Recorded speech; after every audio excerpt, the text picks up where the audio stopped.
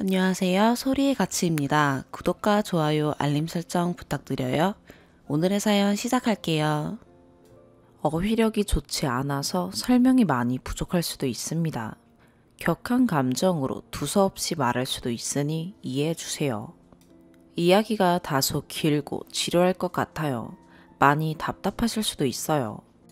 그리고 제 입장에서 쓴 글이기도 하니 남자 쪽이 많이 불리한 진술이 될 수도 있는 점도 먼저 말해드리고 싶네요. 욕은 제가 버틸 수가 없을 것 같으니 욕은 자제해주세요.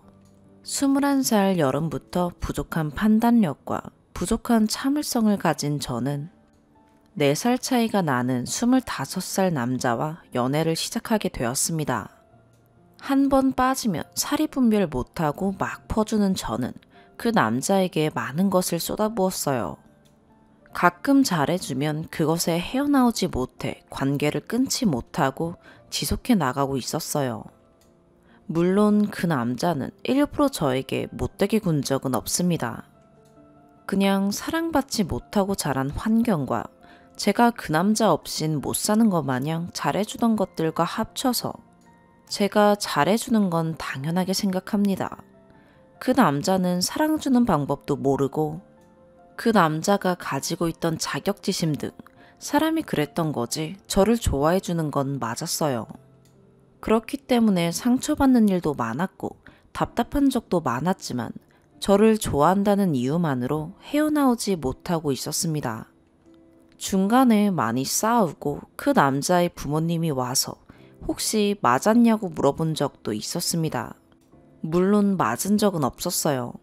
그래도 제 생각이 짧고 판단력이 많이 부족했죠. 콩깍지가 너무 씌어 있었어요.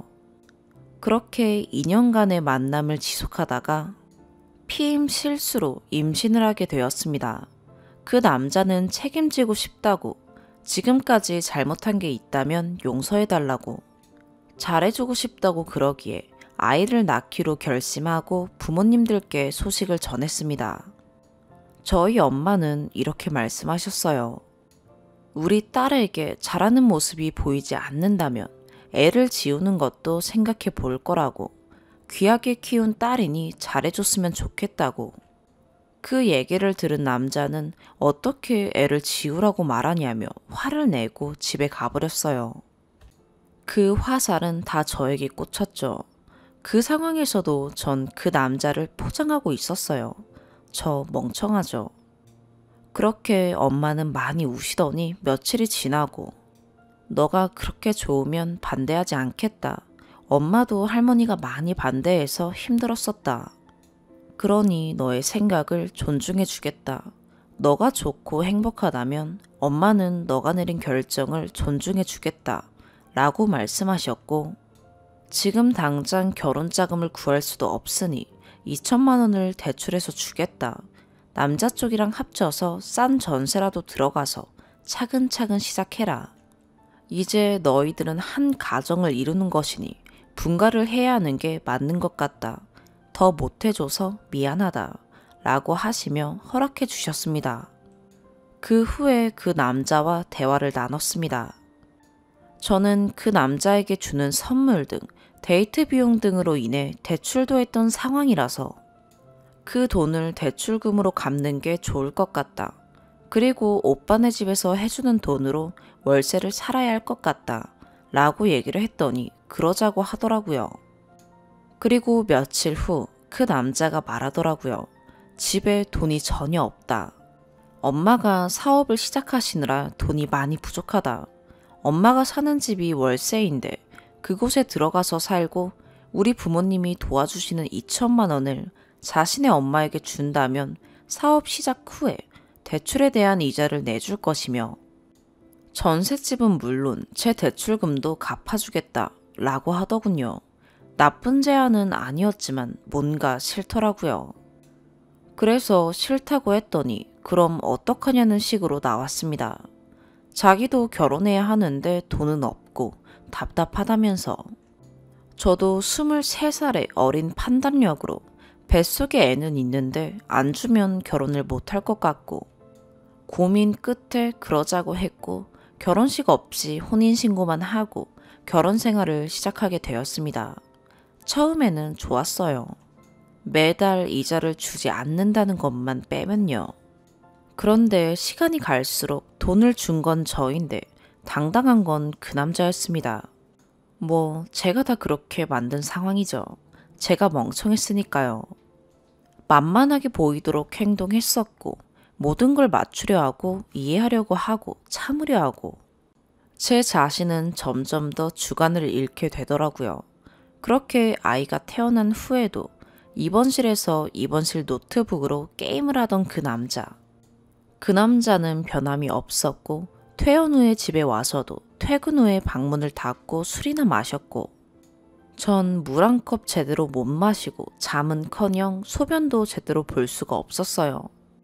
저희 엄마가 해놓고 간 미역국으로 서서 몇 입 마시는 게 다였습니다. 아이 키워보신 분은 알 거예요.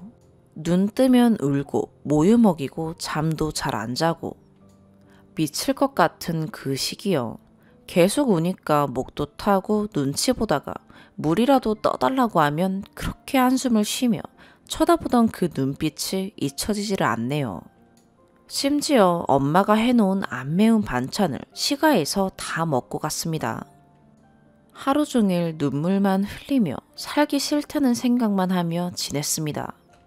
대인 기피증도 생기더라고요. 아이가 없었으면 이미 이 세상에 없었을지도 몰라요. 그래서 아이한테 집착도 생겼었어요. 애가 잘못되면 당장이라도 미쳐버릴 것 같았거든요. 절 살게 해주는 유일한 것이었으니까요. 매일을 싸운 것 같아요.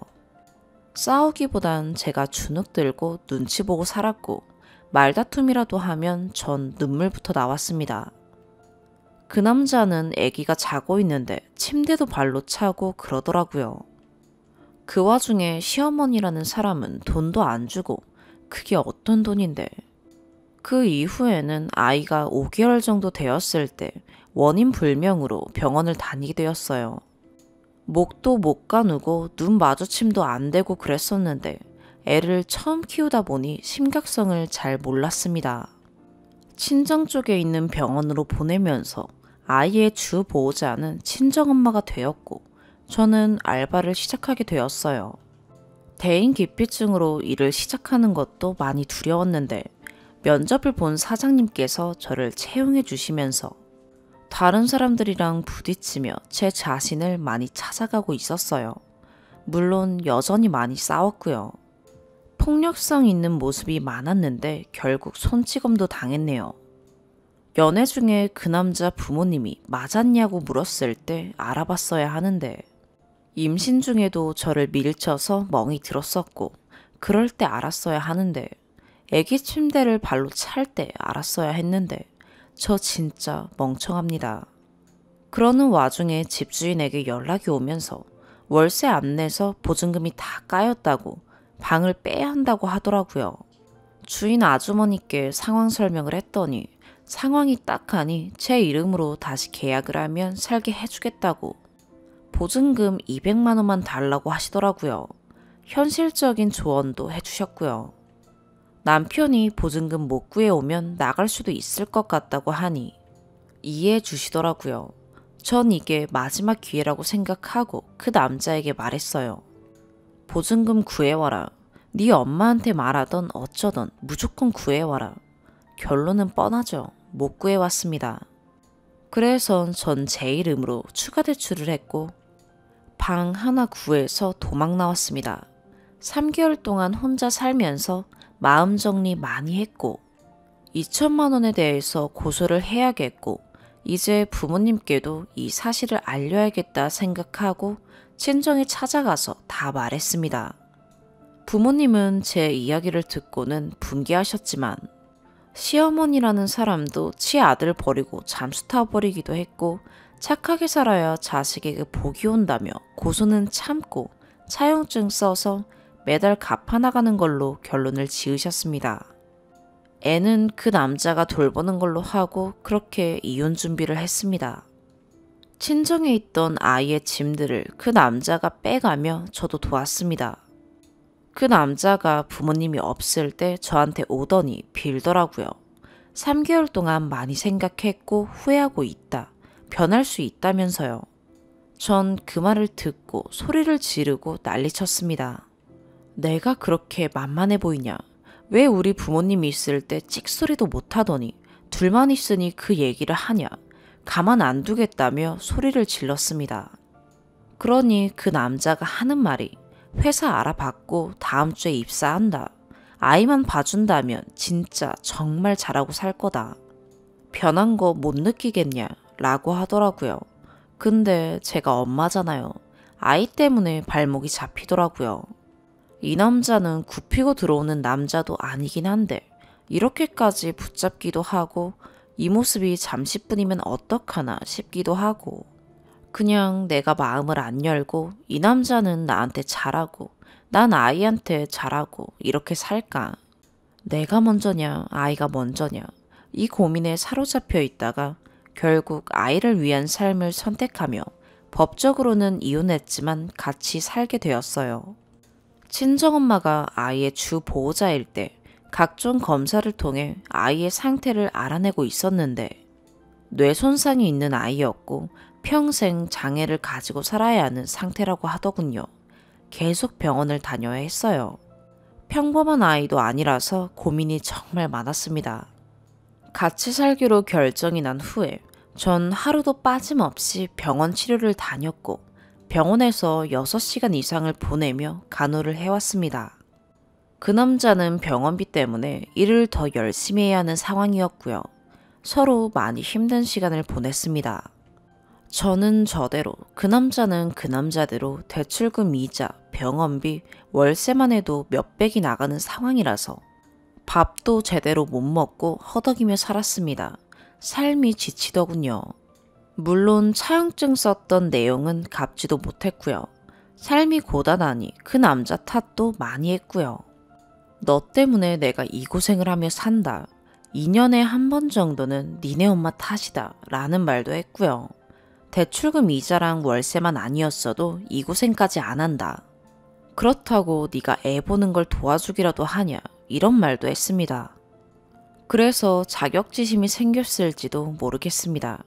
솔직히 제 선택으로 대출을 한 거고 같이 살기도 한 거고 애 돌보기도 한 건데 그 남자 잘못이 더 크다고 생각하거든요.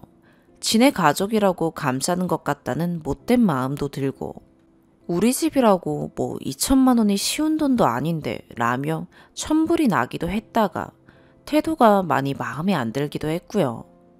잘하겠다고 노력도 하는데 원래 사람이 생각하는 것 자체가 저랑은 다른 사람이다 보니 서로 맞추는 것도 워낙 힘들고 서로 많이 인내해야만 하는 상황이었어요. 서로 욱하는 성향이 있어서 말다툼이라도 했다간 서로 죽일 듯이 달려들고 자격지심 때문에 제 행동을 조심해야 하고 그 남자 때문에 내가 눈치를 봐야 하나 싶기도 하고 전 힘들게 살아온 보상심리도 있기도 하고 무엇보다도 애를 싫어하니까 제가 독박육아라서 더 힘들기도 했어요. 아픈 애라서 대학병원을 많이 다니는데 애 상태가 어떤지 한 번을 묻지도 않고 돈이 많이 든다면서 탓을 좀 많이 합니다. 손도 많이 간다고 짜증내고요.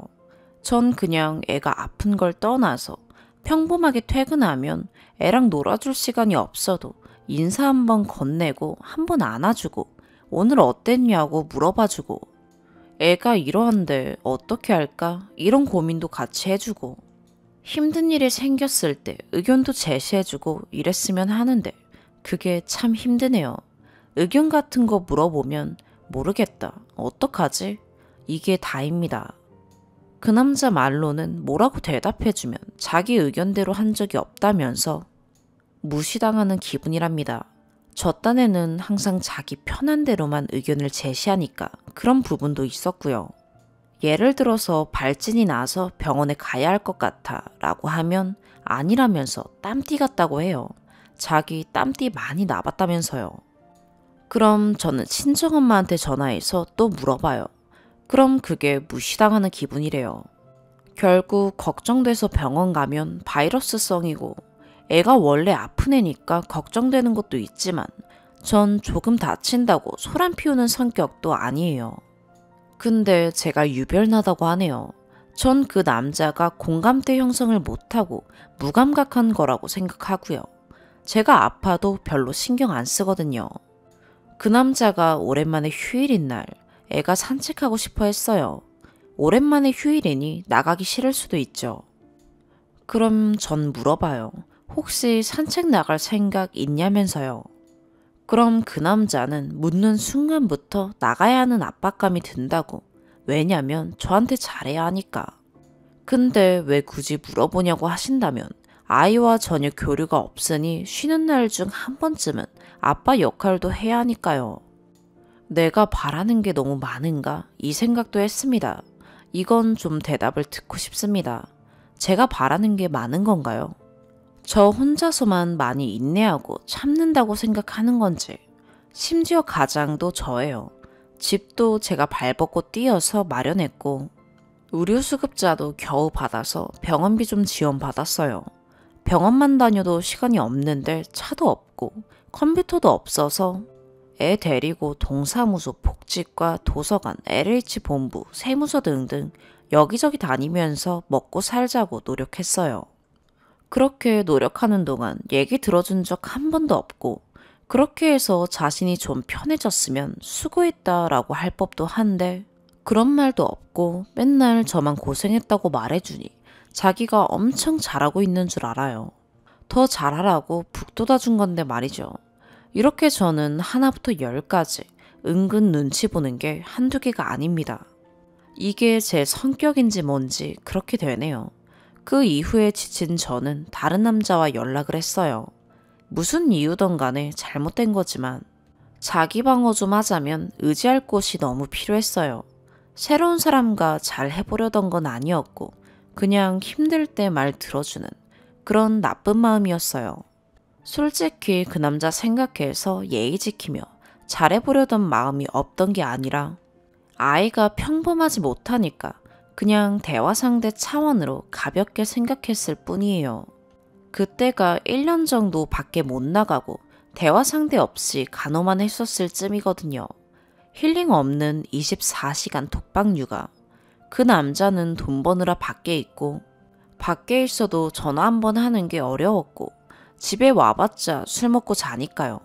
그런데도 일주일 만에 걸리더라고요.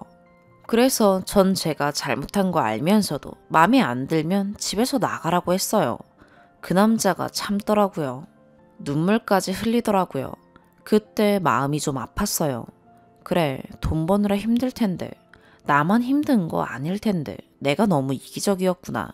나도 더 많이 노력해야겠다 싶었고 그 남자는 그때부터 더 못하더라고요. 이유는 제가 이미 자신한테 마음이 떠났고 대접도 못 받는 돈 벌어오는 기계 같았대요. 배신감과 분노는 말로 다 표현할 수 없을 만큼 크고 의심이 계속 생긴다네요. 자기가 얼마나 변하려고 노력하는지 모르냐고. 이만큼 변한 거 진짜 엄청난 노력이라고. 그렇게 욱하던 내가 언성 높인 게 몇 번이나 되냐고. 너도 참는 거 아는데 난 너가 화를 내도 참아야 하고 회사에서도 참아야 한다고 그러더라고요. 솔직히 다 알아요. 그래서 자꾸 제가 바라는 게 많은 건지 생각이 드는 거고요. 알기 때문에 헤어지지 않고 있었죠. 저 좋아하는 거 알고 노력하는 거 알지만 뜻대로 안 되는 것도 알죠. 제가 떠나면 아무것도 남지 않는 남자고 그 남자는 저밖에 없어요. 친구도 없고 가족도 없고 그러니 저조차고 버리기가 생각보다 힘들죠.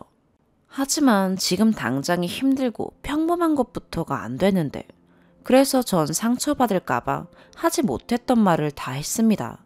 아이한테 대하는 태도에 대한 불만. 내가 지금까지 어떤 심정으로 살아왔는지 너 내가 어떤 여자인지 모르냐.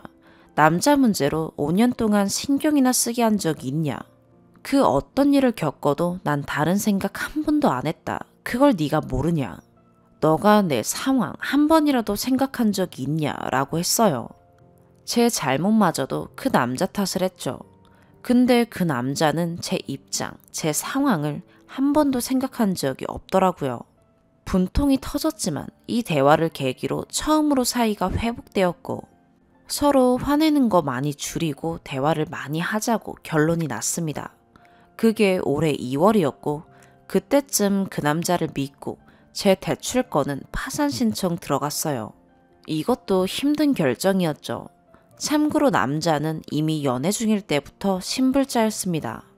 다행히도 그 이후로 정말 노력하는 게 많이 느껴졌지만 자격지심은 없어지지 않더라고요. 아이에 대한 애정도 생기지 않고요. 그리고 서로 생각하는 게 너무 다른 것도 좁혀지지 않고요. 결국 헤어지기로 결정이 났습니다. 그 남자가 많이 노력한 거 충분히 알겠고 악감정 없습니다. 그냥 사람이 그런 사람이라서 그 사람을 제가 바꿀 수 없는 걸 6년 동안 뼈저리게 실감했고 미운정, 고운정이 다 들었지만 분명 그 남자도 자신만이 겪는 고충이 있었을 거고 정말 우린 맞지 않는 사람끼리 만났구나 라는 생각이 듭니다. 여기서 문제는 아이를 어떻게 해야 좋을지, 아이를 키우게 된다면 얼마를 받아야 할지 모르겠어요. 일단 아이는 제가 키우게 될 것 같아요. 제가 안 키우면 보육원에 가게 될 것 같은데 몸이 불편한 아이라 보육원에서도 잘 지낼 수가 없을 것 같아요.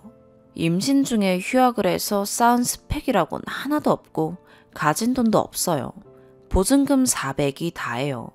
신부는 파산자이고 인생 참 막막하네요. 글의 방향성이 일관되지 않은 것 같기도 하네요. 제 심정이 많이 복잡해서 이게 최선이네요. 역시나 저에게 유리하게 써지기도 했고요. 그냥 뭐 이렇게 힘들게 살았다고 수고했단 말을 듣고 싶기도 한 것 같네요. 댓글로 몇 글자라도 끄적여주세요. 두 번째 사연입니다. 안녕하세요. 신우 자리에 앉은 지 약 6개월 되었네요. 판에서 보면 참 대한민국 신우이는 왜 그렇게 못됐는지 저도 보면서 반성하고 또 한답니다. 저희 친정가족은 자칭 며느리 사랑 지극하신 아빠, 며느리는 남이라 생각하시는 엄마, 집안일엔 도통 관심 없는 여동생, 지 마누라밖에 모르는 남동생 이렇습니다. 참고로 자기 하는 일이 재밌다며 이해 안 되는 사상을 가진 여동생은 아직 결혼을 안 했고 친정집에서 살고 있어요. 일단 겉보기엔 우리 남동생 결혼하기 참 힘든 조건이죠. 부모님께서 물려주실 재산이 많은 것도 아니고 거기다 위로 누나가 둘씩이나 있으니 저라도 이런 남자와 결혼하고 싶진 않을 것 같아요. 선입견이 무섭네요.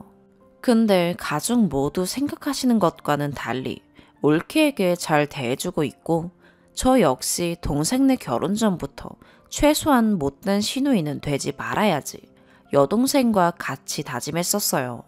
친정집은 같이 어울려서 뭐 하는 걸 좋아하고 외식도 자주 하고 종종 가족 모임도 가져요. 다른 건 자랑할 건 없어도 화목한 거 하나는 자부합니다. 저도 시댁 가면 시부모님 계시고 시누이 있지만 시부모님, 시누이는 모두 시자 노릇 하시면서 가끔 괴롭히시거든요. 그럴 때마다 난 이러지 말아야지 다짐한답니다. 옳게도 본인 나름 잘한다고 생각해요. 근데 저도 어쩔 수 없는 시누이 신보인가요? 가끔 섭섭하네요. 주말에 가끔씩 식구 모두 친정집에 모여서 하룻밤 자고 갈 때가 있는데요. 그 다음날 아침에 저랑 엄마랑 여동생이랑 부엌에서 밥을 하고 있는데 시간이 9시, 10시쯤 되어도 안 일어나요. 결국 밥 먹으라고 깨워야 그제서야 일어나서 잘 먹겠습니다 하고 밥을 먹고요. 밥 다 먹고는 잘 먹었습니다 하고는 앉아서 놀다 다시 자요. 처음에는 좀 당황스럽긴 했고 제가 시댁 가서는 상상도 못할 행동이라는 생각이 들었는데 뭐 사람마다 개인차가 있기도 하고 아직 며느리 노릇이 어색해서 그런가 보다 했어요. 엄마도 별 말씀 안 하시고 설거지 하시길래 제가 나서기도 좀 그랬고요. 동생 말로는 설 때 아직 제사 지내기도 전인데 짐 싸면서 친정 갈 준비를 했다고 해요. 그렇게 늦게 친정에 보낸 것도 아니고 저흰 친척이 그렇게 없는지라 제사 지내자마자 밥 먹고 12시쯤 돼서 차 막히니 엄마가 사돈댁 드릴 선물을 손에 들려 보내주셨대요. 저한테나 동생한테 언니, 형님 하며 잘 지내고 시댁 식구들하고 원만하게 잘 지내요. 근데 저런 것들은 섭섭하네요. 이런 걸 느끼는 저도 어쩔 수 없는 신우라 그런가요? 남편이 처남댁은 맨날 시댁 와서 잠만 잔다고 농담 반으로 흉보기도 하고 그런데 제가 나서서 뭐라 하기는 좀 그렇겠죠. 시어머니도 가만히 계시는데 신우 주제에 나서기도 못한데 친정일엔 신경 끄고 지내야 하는 게 맞는 건지 어떻게 해야 하나요? 추가. 몇 가지 오해하는 부분들이 있어서 추가글 올립니다. 저희 올케가 자고 있을 때 저랑 친정엄마, 여동생 같이 아침상 준비하고 있었고요.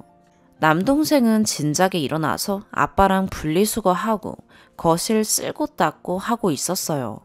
남동생은 탱자탱자 놀면서 밥 받아먹은 게 아니에요. 명절에도 열애 없이 남동생, 아빠 같이 음식 준비하고요.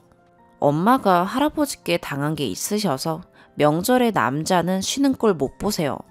그리고 올케네 친정이랑 저희 집이랑 30분 거리에 있고 저희 집이 차례를 좀 늦게 지내는 편이라 제사 지내고 밭숟가락 놓으면 12시쯤 된다고 해요. 차례 늦게 지내는 것도 올케가 아침잠이 많아서 엄마가 일부러 늦추신 거래요. 명절 때도 어김없이 올케는 아침에 못 일어나고요. 엄마랑 여동생, 남동생, 아빠 넷이서 차례 음식 준비하는데도 엄마는 올케 자게 냅둬라 하신대요. 올케가 꼭 같이 아침상을 차리고 설거지를 하고 일해야 한다는 건 절대 아니에요. 엄마도 며느리 일 시키는 거 별로 안 좋아하시고 한 번도 이거 해라 저거 해라 시키신 적 없으세요. 저희도 마찬가지고요.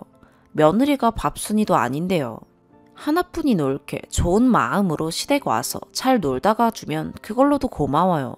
저희 집에 놀러와서 자고 갈 때도 아침에 늦잠 더 자라고 저도 남편도 아예 늦게 일어나서 아점 먹고 그럴 만큼 저 나름대로 배려해준다고 생각했거든요. 시댁은 그래도 최소한 시부모님이잖아요. 어르신들이라 항상 아침밥 빼먹지 않고 꼬박꼬박 다 챙겨 드시는 데다가 시부모님 두 분 다 일어나셔서 밥하시고 청소하시고 하는데 방문 닫고 누워 자고 있는 건 좀 아닌 것 같아서요. 아무리 요즘 시댁이 편하고 본인이 아침잠이 많다지만 본인 집이 아닌데 그런다는 게 저로서는 이해가 안 갔어요. 제 남동생은 지 처가 가서 장모님이랑 같이 밥도 하고 세탁기도 돌리고 심지어는 화장실 청소까지 대청소 싹 해주고 온다고 올케 입으로 자랑해놓고는 정작 본인은 시댁에 와서 아무것도 안 하니 섭섭하긴 하더라고요. 저희 엄마도 뭐 시킬 땐 여동생이나 남동생 시키고 저 역시도 마찬가지예요. 남의 집 귀한 딸, 며느리라는 이유로 하대하는 거 많이 봐왔고 참 꼴불견이더라고요. 다만 어른들, 신우들, 남편 다 일어나 있는데 누워있는 게 보기 좀 그랬을 뿐이에요. 일찍 일어나길 바란 것도 아니고 9시, 10시 보통 사람들이 아침밥 먹을 시간이었는데 말이죠. 한 번은 아침 먹을 시간이 다 돼서 혼자 자고 있는 방에 가서 일어났니? 했더니 네 이러길래 나올 줄 알았는데 다시 자고 있길래 저희끼리 아침 먹은 적도 있었어요. 그리고 엄마가 설거지 하실 땐 저랑 여동생이랑 음식물 버리고 오고 나중에 뒷정리하고 그래요. 생각하시는 것만큼 저희는 신우라 노는데 며느리 잡으려고 그런 건 아니에요. 가족 모임도 많은 오해가 있으신데 매주 모이는 건 아니고요. 종종 모여서 좋은데 놀러도 가고 집에서 밥도 먹고 그래요. 또 올케가 싫어하나 라는 생각을 하기엔 저희가 모이고 싶어 모이는 것보다 올케가 모임을 주선할 때가 더 많아요. 여동생도 집안일에 관심이 없을 뿐 모임 때나 명절엔 꼬박꼬박 살림 돕는 건 해요. 시댁 식구들 모두 아침밥하고 일하는데 신우 혼자 안 하는 거 그 부분은 저희 엄마도 뭐라 안 하시니까 이해는 하는데 다들 일어나 있을 때 본인은 아무것도 안 하더라도 최소한 일어나 주기만이라도 하면 좋을 텐데 매번 깨우는 것도 민망하고요. 어른들 밥 숟가락 앞에 놓고 며느리 일어나길 기다리게 하는 것만 안 했으면 좋겠어요. 특히 명절에는 저는 제 시댁에 가니까 직접 보지는 못했지만 할아버지나 작은 집 식구들까지 다 아침에 올라오시는데 그때도 자느라 인사도 못 드린다고 하니 좀 서운했던 거예요. 지난주 할머니 제사가 금요일이었는데 제사 끝나면 늦으니 자고 가겠다 해서 모두 친정집에서 하룻밤 잤어요. 근데 토요일에 아빠는 출근하시거든요. 다들 다녀오세요 인사하는데 혼자 또 누워 자고 있으니 이건 아니다 싶어서 조언을 구한 거예요. 여동생 같으면 막대하겠는데 아무래도 올케다 보니 너무 어렵더라고요. 올케가 싹싹하고 착해서 처음에 너무 마음에 들었고 부모님께도 너무 잘하고 있어서 고마워요. 저도 오히려 동생보다 더 잘 챙겨줬어요. 용돈도 챙겨주고 반찬도 해서 경비실에 맡겨두고 가고요. 지금도 시댁 가서 아침에 못 일어나는 거 외엔 불만 없이 좋고요. 근데 저도 어쩔 수 없는 신우라 그게 신우짓 하는 거였군요. 반성하겠습니다. 그리고 댓글에 좀 더 자세하게 써달라고 하셨는데요. 신우는 어린이집 교사 생활하고 있고요. 남동생이 신우를 못 깨웠다기보단 저랑 남동생이랑 번갈아 가면서 깨워서 제가 깨울 때도 있고 남동생이 깨울 때도 있고요. 대부분 엄마가 그냥 더 자기 냅둬라 하셔서 밥 다 차리기 전까진 안 깨워요. 가족 모임 때도 저녁까지 본인이 나서서 야식 먹어요, 고스톱 쳐요, 게임해요 하는데 일찍 잠자리에 드나 늦게 드나 똑같이 못 일어나더라고요. 본인 집에서도 똑같이 그런다니 원래부터가 아침잠이 많은 것 같네요. 세 번째 사연입니다. 안녕하세요. 이런 곳에 글을 써본 적도 없고 눈팅조차도 거의 하지 않았지만 막상 털어놓고 이야기 나눌 것도 마땅치 않고 고민하던 중 예전에 몇 번 눈팅 해봤던 기억을 떠올려 글을 써봅니다. 여러분들의 의견 또는 조언을 얻고 싶어 이렇게 창피함을 무릅쓰고 올립니다. 장황해질 것 같지만 최대한 간략하게 줄여서 중립적으로 써보려고 합니다. 제 머릿속에서 나오는 글이니 어떤 부분은 편파적이거나 왜곡이 있을 수도 있겠지만 최대한 노력해서 중립적으로 사실만을 전달하겠습니다. 전 올해 37, 와이프는 30입니다. 작년 1월부터 만나고 교제하고 엄청나게 다양한 이유들로 다투기도 다투고 헤어지기도 하고 다시 우린 운명이라며 만나기를 반복하다가 작년 7월에 아기가 생겨서 급하게 11월에 결혼식을 올렸습니다.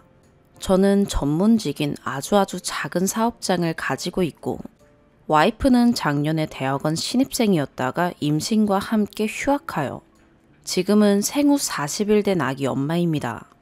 연애할 때부터 엄청나게 많은 이유들로 다양하게 격하게 다퉈와서 여쭤보고 싶은 내용들도 할 말도 많지만 너무 길어질 것 같아 일단은 결혼 시점부터만 이야기하는 편이 나을 것 같습니다.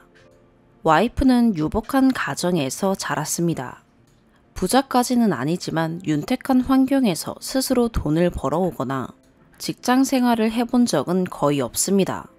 평생 스스로 벌어온 돈이 100만 원 남짓이라는 말을 언젠가 희미하게 들어본 것 같습니다. 그렇다고 명품을 밝히거나 속된 말로 된장짓 또는 된장녀 같은 행동을 하지는 않습니다. 하지만 제 기준에는 씀씀이가 해프다고 생각됩니다. 고등학교 때부터 7년간 미국 유학을 했고 대학 졸업 후 귀국하여 특별히 직장 생활을 하지는 않고 봉사활동이나 다른 공부를 하거나 오래 쉬다가 작년에 대학원 입학을 하게 되었습니다.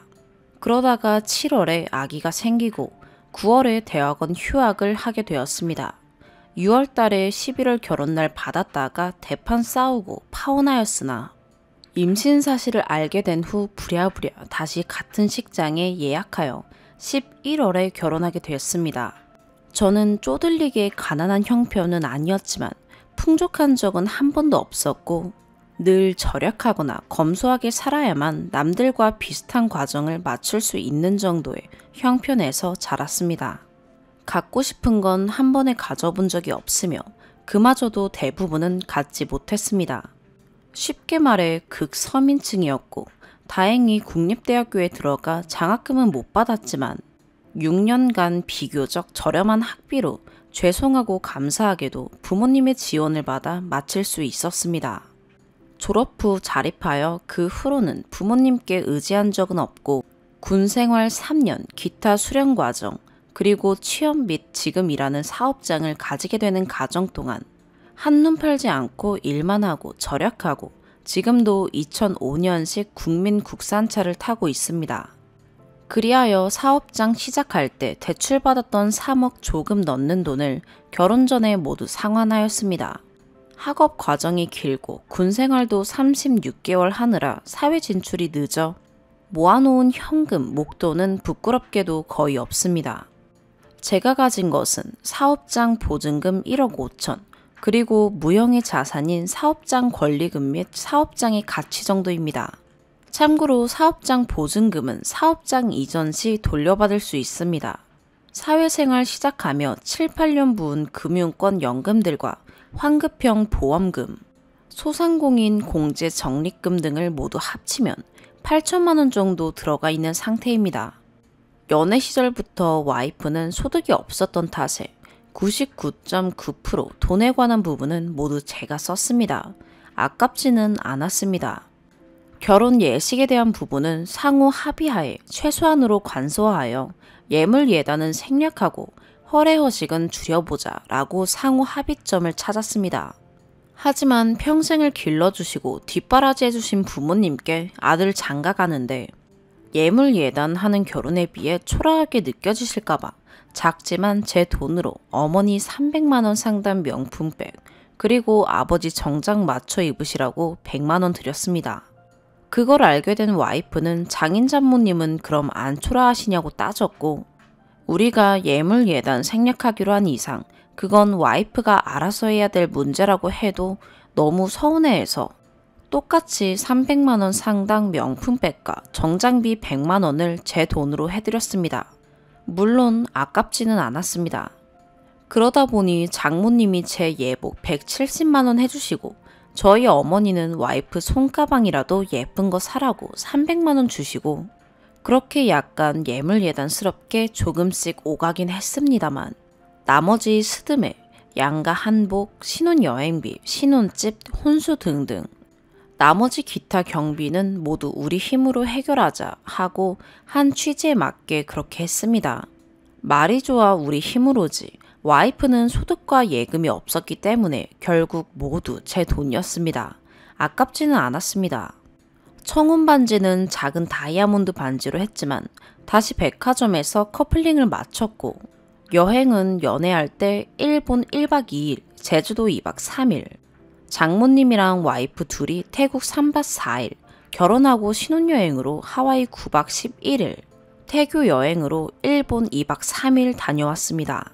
신혼집은 아담한 18평 아파트 전세이며 전액 제 이름으로 대출받았습니다.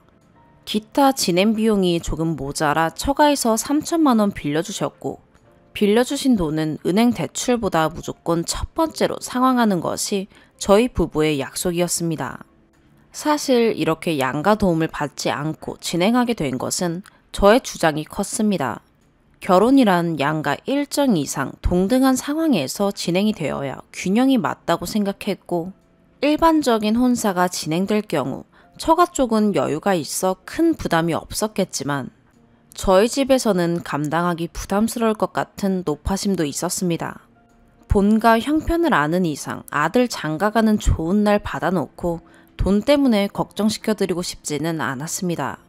그리하여 허례허식을 모두 줄이고 모두 간소화하고 혼수와 살림살이도 적당히 작은 것부터 시작해서 우리가 돈 모으고 빚 갚아나가면서 하나씩 좋은 걸로 바꿔나가면 된다고 생각했고 와이프도 적극 동의해주어 그렇게 결정이 되었습니다. 결과적으로는 결코 검소하지 않은 살림살이를 우리 생활비로 채워넣긴 했지만 그건 그냥 넘어가겠습니다. 그리고 와이프가 침대는 너무너무 꼭 편안한 곳에서 자야 된다고 바득바득 우기는 바람에 킹사이즈 침대 1,000만원짜리를 처가에서 사주셨습니다. 살다 1,000만원짜리 침대라니 평생을 40만원짜리 침대에서 잘만 살아왔는데 작은 아파트라 정사각형 안방의 80%가 침대이고 발 디딜 틈도 없습니다. 화장대 하나 말고는 아무것도 없고 안방 문 열면 슬리퍼 벗고 바로 침대로 올라가면 됩니다. 그래도 오래오래 잘 쓰면 되니 감사했습니다. 10월부터 현재까지 매달 생활비로 700만 원씩 주고 있습니다. 이는 종합소득세, 건강보험, 의료보험 등 모든 세금을 떼고 난 후의 세후 금액입니다. 순수 생활비 현금으로서 700만 원을 매달 입금했습니다. 와이프는 제왕절개 출산 후 5일 입원, 3주 동안 산후조리원에 있었습니다. 조리원 2주에 400만 원, 1주 연장해서 600만 원 정도 했던 것 같습니다. 3주 동안 산후조리원에서 출퇴근하며 일요일엔 집에 잠시 가서 청소랑 빨래만 하고 건조기 돌려서 출퇴근 시 입으로 가지고 다시 조리원 후다닥 가고 했습니다. 조리원에 있는 동안 와이프 밥상, 간식상 나르고 빨래 나르고 간식 사다 나르고 새벽에 모유 유축할 우유병이랑 얼음팩 갖다 달라면 4-5번씩 깨어가며 새우잠 자가며 가져다 날랐습니다. 조리원 기본 프로그램에 산모 마사지가 수에 포함되어 있었는데 그걸론 부족하다고 200만 원어치 마사지 10회 더 끊어서 매일매일 받은 것 같습니다. 그 돈은 장모님께서 내주셨지만 누가 내는지는 그리 중요하지 않다고 생각됩니다. 조리원 퇴원 후 현재는 산후도우미 아주머니께서 와주고 계십니다. 일단 3주 계약한 상황이고 와이프는 연장하자고 합니다. 산후도우미 아주머니는 경험해보신 분은 아시겠지만 9시 출근하시면 6시까지 일하시고 집에 오자마자 옷 갈아입고 손 세정 후 소독하시고 아기부터 받으셔서 이것저것 체크한 후 살림과 육아 전반을 대부분 다 도와주시고 알려주십니다. 그리고 처가가 가깝습니다. 걸어서 15분, 차로 이동하면 신호 다 받고 5에서 7분 걸립니다. 장모님이 오후에 오셔서 제가 퇴근하기 전까지는 특별한 일 없으시면 아기 함께 봐주십니다. 산모 먹을 거 장 보는 것부터 와이프 간식 등 기타 자잘한 것들 대부분 굉장히 잘 도와주십니다. 장모님은 천사 같습니다. 이제 남편 입장에서 본 여러 가지 문제점을 말씀드리겠습니다. 첫 번째, 집안일 및 청소. 작년 10월부터 살림을 합쳐 혼인신고 후 같이 살기 시작했고 그땐 임신 초기였습니다. 전 나름대로 최대한 사랑하는 와이프를 도우려고 노력했습니다. 혹시라도 제가 망각하거나 놓칠까봐 늘 스스로에게 주지시키고 각인시켜가며 돕고 최선을 다했다고 생각합니다. 임산부 또는 산모를 부려먹거나 일을 못 시켜서 안달날 정도로 개념이 없지는 않습니다. 하지만 결혼 후 지금까지 와이프가 청소기를 돌려본 것이 며칠 전에 다투고 1회 포함해서 딱 2번입니다. 화장실 및 변기, 베란다 청소는 해본 적이 없고 집 바닥 물 청소해본 적도 없습니다. 분리수거 쓰레기 및 종량제 봉투, 음식물 쓰레기도 버린 적이 없습니다. 화장실 수채에는 늘 와이프 씻고 나면 엉겨붙은 긴 머리카락 한 움큼씩 비누 거품과 엉겨 있는데 단 한 번도 제대로 치우는 걸 보지 못했습니다. 안방 화장대 주변엔 늘 긴 머리카락들이 엉겨 굴러다니고 슬리퍼를 신지 않으면 촉촉한 발가락 사이에 머리카락이 들러붙습니다. 화장대 위에 제 로션 한두 개 빼고는 모두 와이프 화장품들인데 정말 늘 한결같이 엉망입니다. 와이프는 잘 때 일회용 귀마개를 끼는데 침대 곳곳, 방안 구석구석 귀마개가 늘 굴러다닙니다. 임신 중일 때 설거지는 몇 번 하긴 했으나 그건 본인 점심 때 먹은 설거지고 그나마도 저녁까지 그대로 개수대에 두면 저녁 먹고 제가 한 번에 다 설거지를 하곤 했습니다. 저녁 먹은 설거지 몇 번 하다가 중간에 너무 힘들다고 배 아프다고 들어누워서 나머지 정리 제가 다 하고 그 다음부터는 제가 거의 늘 다 했습니다. 오븐에 빵 구운 잔여물이 곰팡이가 피어도 한 달이 넘도록 그대로 방치되어 있고 냉장고 냉장칸은 몇 달 전 저희 시골집에서 주신 음식이나 채소들, 처가에서 준 밑반찬이나 음식들이 다 상하고 썩어가도 정리할 생각도 만약 힘이 들어 못한다 치더라도 저더러 해달라고도 하지 않습니다. 아예 냉장고 안에 음식물들의 관심 자체가 없었습니다. 낮에 배고플까봐 점심도 못 챙겨 먹을까봐 마음이 쓰여서 점심시간에 일찍 나서서 점심 해먹이거나 사다가 먹이고는 했습니다. 대부분은 점심시간에 가도 자고 있지만요. 와이프는 임신 중 밤 늦게 또는 새벽 또는 아침녘까지 배가 아프고 자세가 불편해서 잠에 못 들어 TV를 봤기 때문에 대부분은 깨우지 않으면 낮 2시 정도에 일어났습니다. 임신 후반에는 저녁은 밖에서 사 먹거나 배달을 시켜서 먹었습니다. 기본적으로 청소나 정리 정도는 거의 하지 않습니다. 결혼 전에 남편 아침은 무슨 일이 있어도 꼭 챙겨준다고 말하더니 아침에 밥 먹은 적은 정말 딱 한 번입니다. 빵, 시리얼이라도 얻어먹은 적은 10회 이하입니다. 그래서 결국 제가 미숫가루 또는 선식으로 달라고 해서 그건 몇 번 타주더니 아침에 안 일어나고 동틀녘 새벽까지 TV 보다가 미리 만들어 놓고 자더군요. 아침에 출근할 때 흔들어 먹으라고요. 좋습니다. 아침 안 먹어도 되고요. 임산부 또는 산모 힘들면 밥 못 차려줄 수도 있고 청소도 힘드니 이해할 수 있습니다. 하지만 제가 가부장적인지는 몰라도 임산부든 산모든 전업주부라면 아침에 남편 출근길에 깨어는 있어야 한다고 생각합니다. 엄청난 내조와 성대한 배웅을 바라는 게 아니라 세수 양치 안 해도 되고 눈곱 안 떼고 잠옷바람이라도 좋으니 아침에 출근하는 남편 조심히 잘 다녀오라는 다정한 말 한마디와 인사 미소만 봐도 남편은 힘이 납니다. 내 새끼 뱃속에 잉태하고 웃어주는 와이프 미소가 얼마나 달콤하고 고맙겠습니까? 제가 출근 시간이 이른 새벽도 아니고 10시 15분경입니다. 그때 와이프는 대부분은 코골며 자고 있고 귀마개를 끼고 자기 때문에 어지간히 준비를 해도 깨지도 않습니다.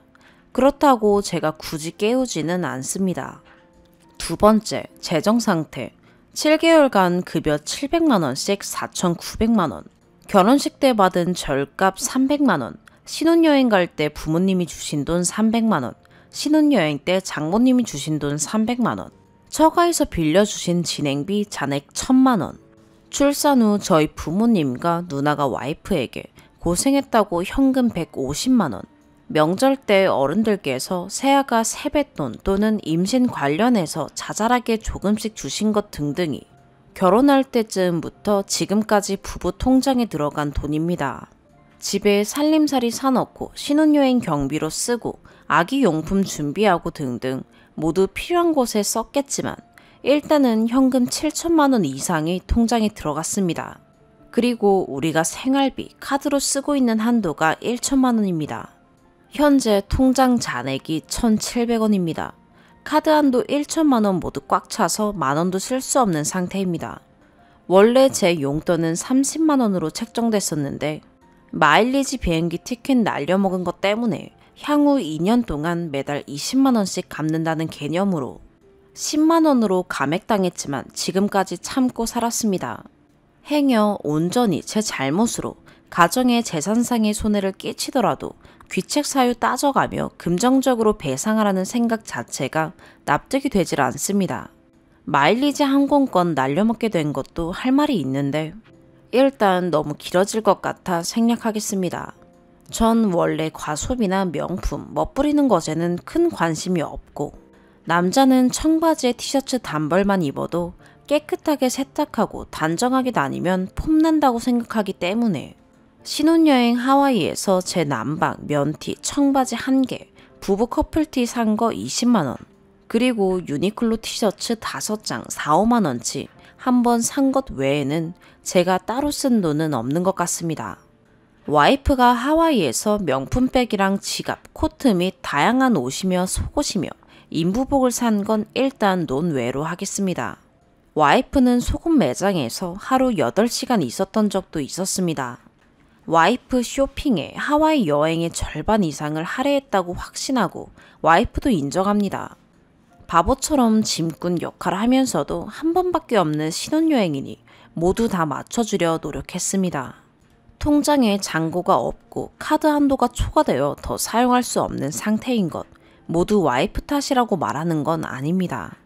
하지만 돈 관리를 전적으로 하고 있는 전업주부가 당장에 통장 잔고가 없어서 이자도 못 내고 카드 한도가 초과돼서 아기 분유도 못 사는 형편이 되도록 돈 관리 또는 조절을 못하고 소비한 부분은 분명 책임이 있다고 봅니다.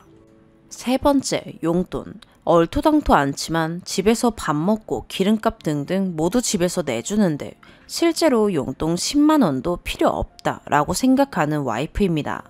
친구 만나면 내가 술 한 잔도 못 사? 라고 해봤자 본인은 임산부고 산모라서 나가지도 못하는데 오빠는 어딜 친구를 만나러 나가? 라는 생각이고 실제로도 그랬습니다. 결혼하고 지역 동일 직업군 모임 1회 참석해서 맥주 2잔 마시고 들어온 것 이외에 10월부터 현재까지 그 어떤 친구와 만난 적도 없습니다. 몇 번 친구들 만나려고 시도해봤지만 기겁하며 개념 없고 생각 없는 남편을 만들어서 거절 또는 포기했습니다. 실제로 돈도 없기도 하고요.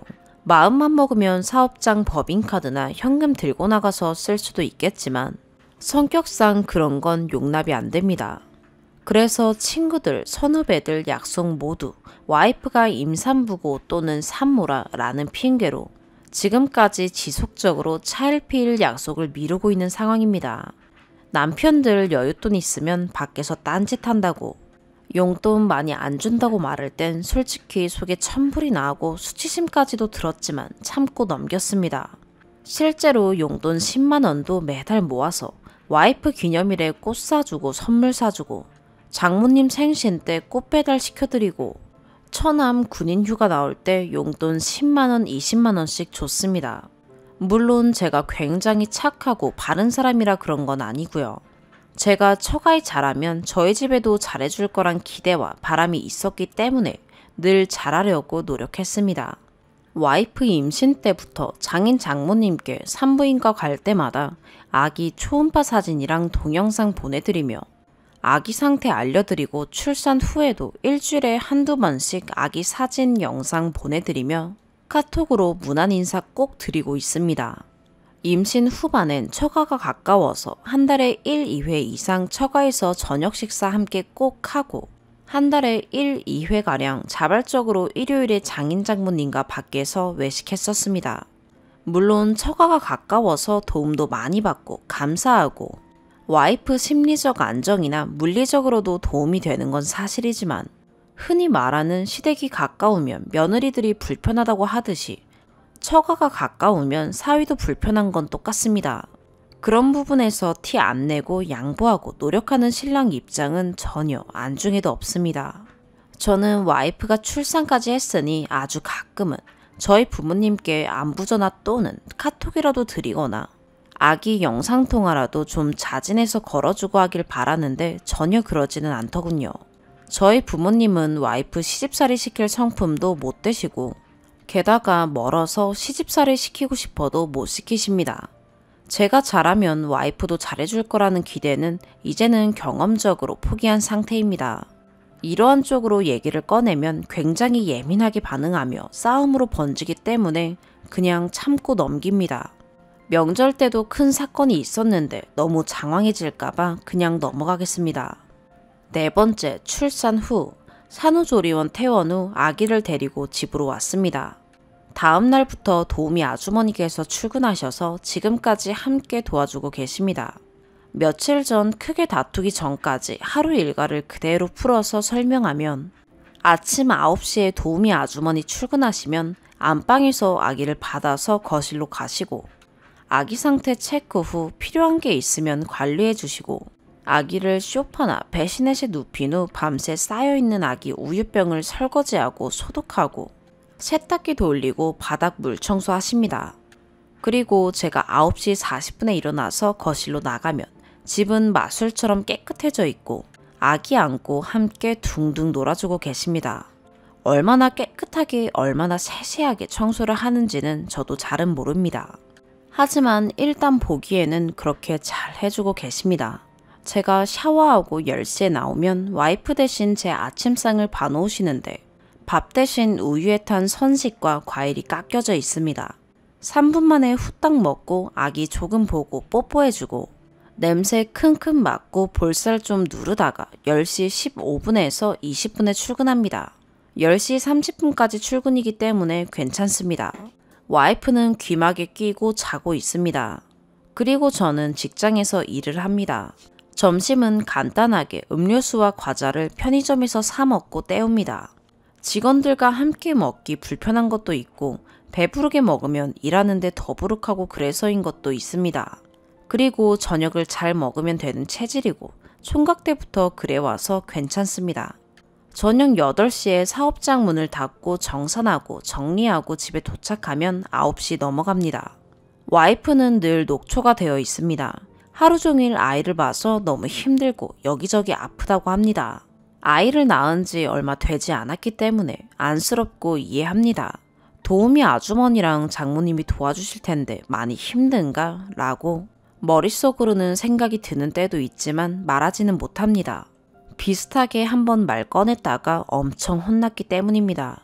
아무리 도와주는 사람이 있고 아이를 봐줘도 엄마는 힘들다 라는 게 와이프가 말하고자 하는 내용입니다.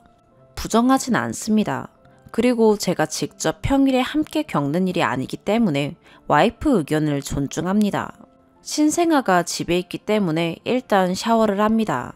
샤워하고 머리 말리고 옷 입고 식탁 앞에 앉으면 10시 넘어가게 됩니다. 반찬은 장모님께서 차려놓고 가시고 국을 데우고 밥을 먹습니다. 중간에 아기가 울면 달래기도 하고 하루 있었던 이야기도 하고 밥 먹으면 보통 11시 또는 넘어갑니다. 설거지는 제가 합니다. 저는 원래 깔끔한 성격은 아니지만 지저분한 걸 보지 못하기도 하고 제가 깨끗하게 해놓으면 와이프도 깨끗하게 해줄 거라 생각해서 설거지도 정말 뽀득뽀득합니다. 설거지 끝나면 수채통 비우고 수채통도 수세미로 깨끗하게 닦습니다. 매번 개수대도 깨끗하게 거품 내서 수세미로 닦습니다. 출산 전부터 2주에 한 번은 개수대랑 욕실 청소를 락스로 하면 산모랑 아기한테 안 좋다고 와이프가 기겁을 해서 구연산이랑 베이킹소다로 솔질 후 보글보글 소독까지 제가 직접 해왔습니다. 그러면 대충 시간이 12시에 가까워집니다. 엄청 피곤합니다. 특히 금, 토요일로 근접할수록 피곤해집니다. 주 6일 일합니다. 직업 특성상 일요일에도 오전, 오후 잠시 1시간씩 정도 사업장에 들립니다. 정작 아빠가 아기 얼굴 보고 놀아주는 시간은 얼마 되지도 않는 것 같아 몇 번 그렇게 하다가 저녁을 먹고 들어간다고 했습니다. 물론 이유는 제가 너무 피곤해서가 가장 큽니다. 하루 한 끼 밥 먹는데 편의점에서 컵라면이랑 도시락 사다가 사업장에서 먹고 들어갑니다.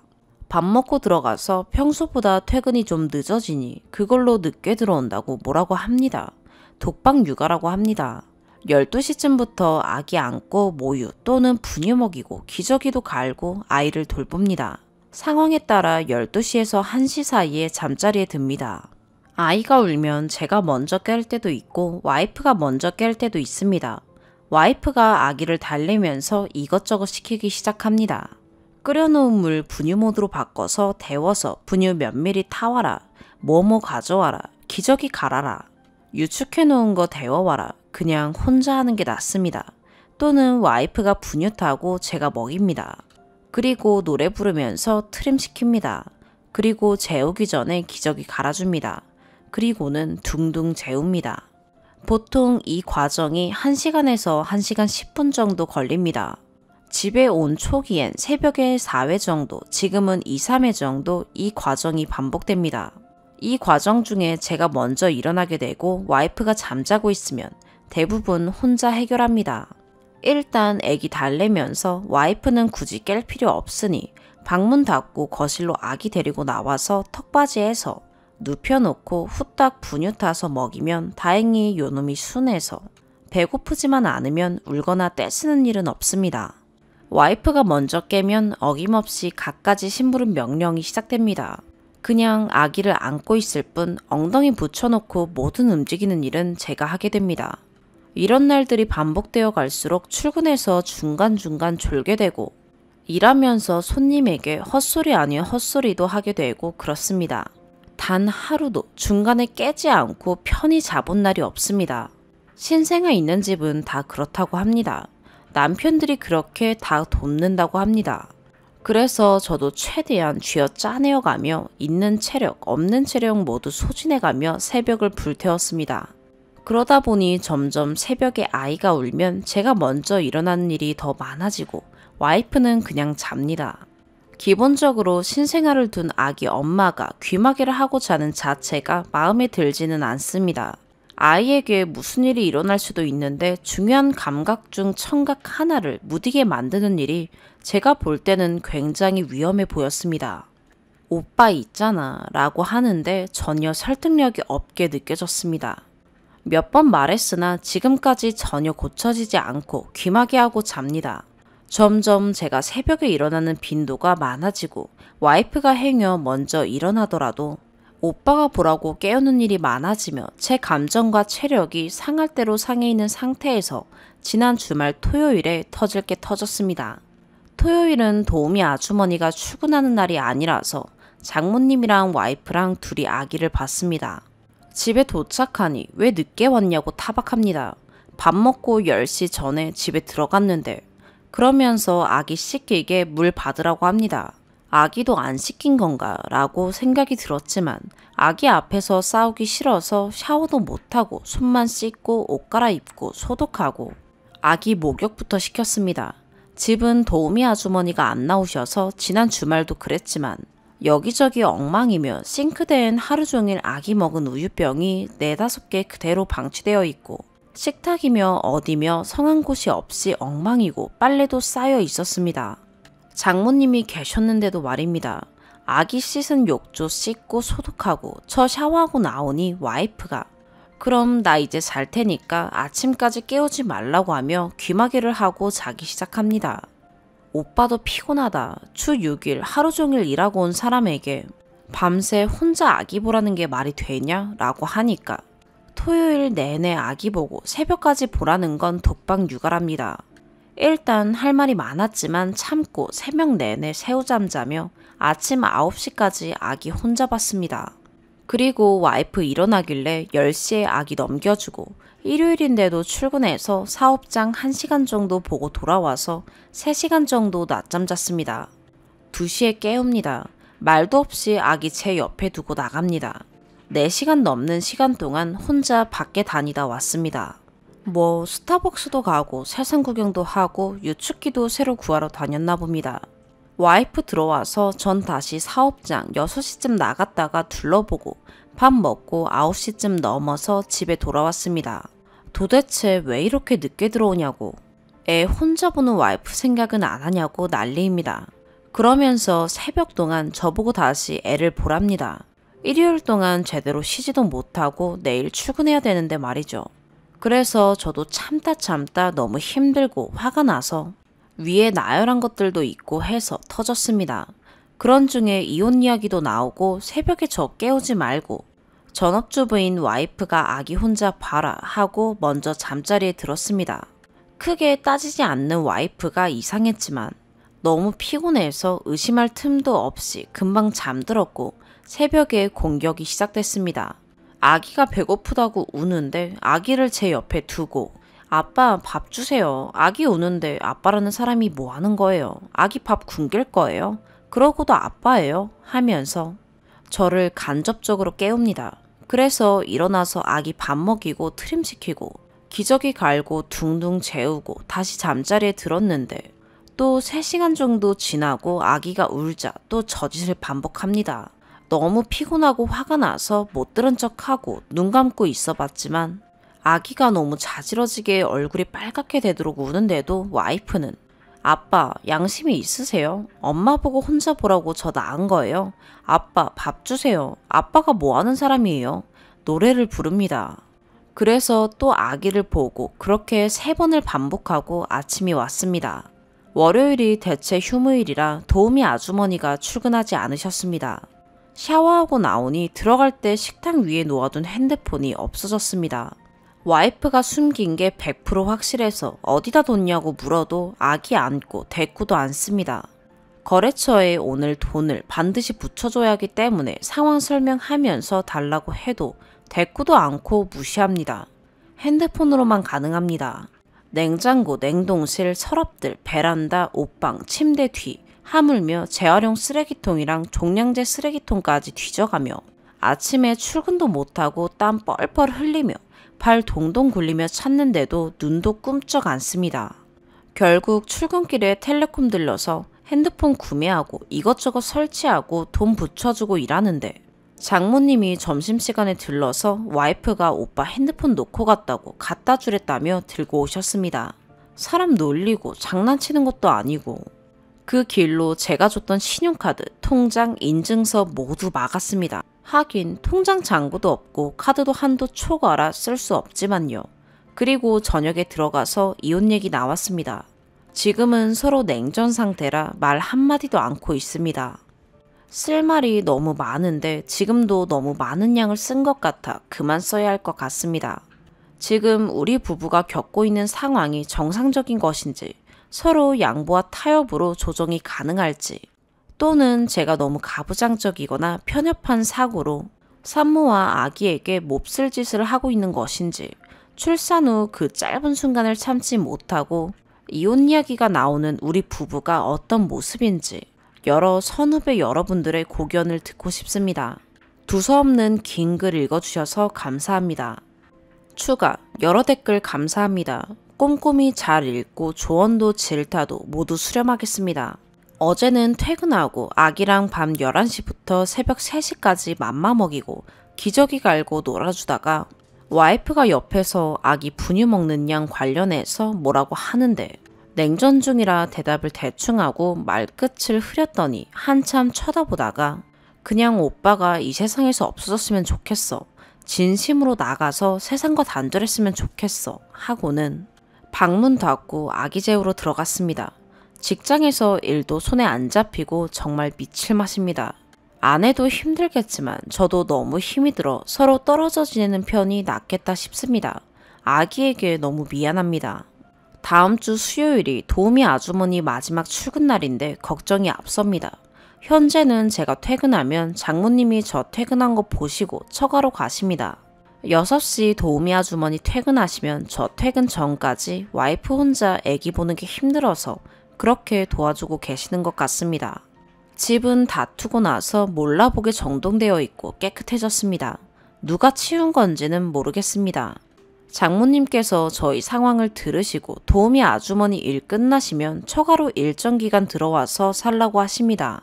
처남은 군복무 중이고 장인어른은 지방에서 근무하셔서 주말에만 오십니다. 조금 불편하겠지만 아침 저녁 처가에서 다 잘 차려주고 집도 깨끗할 테고 와이프도 곁에서 장모님께서 도와주시니 훨씬 덜 힘들어 할 테고 그리고 처가에서 생활하는 동안 와이프 많이 가르치겠다고 하십니다. 처음에는 솔깃해서 들어보다가 아닌 것 같아서 일단 거절했습니다. 18평 작은 아파트도 관리가 안 되는데 처가 50평 아파트에서 와이프가 청소하고 집안일 할 리는 만무하기도 하거니와 제가 와이프 일 못 시켜 안달이 난 사람이 아니라 와이프의 성격상 정황상 처가에 가면 더 나태해지고 와이프 밥이며 청소며 아기 돌보는 일, 특히 새벽에 아기 돌보는 일을 장모님께서 하실 게 분명하기 때문입니다. 와이프는 자고 있고 장모님이 깨어서 새벽에 아기를 보시면 제가 어떻게 잘 수가 있을까요? 와이프가 아가씨 때 자다가도 장모님께 물 갖다 달라고 방에서 시키고 저희 집에서 장모님께서 일 도와주셔도 소파에서 다리 떨면서 TV 보는 사람입니다. 전 안절부절하고요. 그리고 제가 바라는 건 와이프가 집안일을 중노동하듯이 하길 원하는 게 아니라 집에 대한 관심과 돌보려는 노력을 바라는 겁니다. 애둘러 말하지 않고 이렇게 정확하게 말도 했습니다. 일단 다툰 후로는 새벽에 늦게까지 제가 아기 보다가 침대에 와이프 자고 있는 옆에 아기 누이고 전 소파에서 잡니다. 그럼 그 사이 아기 보채거나 울 때 깨우지는 않네요.